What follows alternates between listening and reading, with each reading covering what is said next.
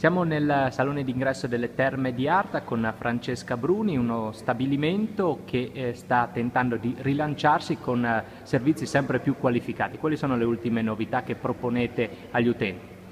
Innanzitutto il fatto che siamo aperti tutto l'anno con la possibilità di fruire delle cure termali anche in orario pomeridiano per chi lavora senza dover prendere periodi di ferie. Le novità sono, oltre alle tradizioni delle cure termali con l'acqua pudia, quindi l'acqua sulfurea, la possibilità di fruire di piscine e aree wellness nuovissima di un reparto di estetica e di fisioterapia aperta sempre, tutto l'anno, tutti i giorni. Sono in programma anche nuovi investimenti nell'impianto?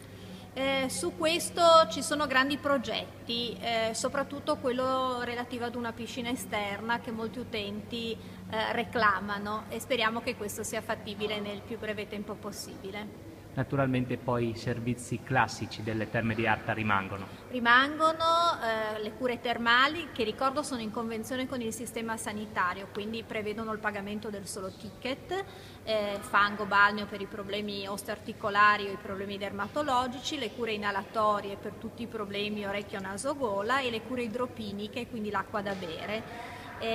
Stanno prendendo molto piede tutta la parte collegata al fitness sia in acqua anche per i bambini dai 3 mesi in su che il fitness tradizionale in palestra.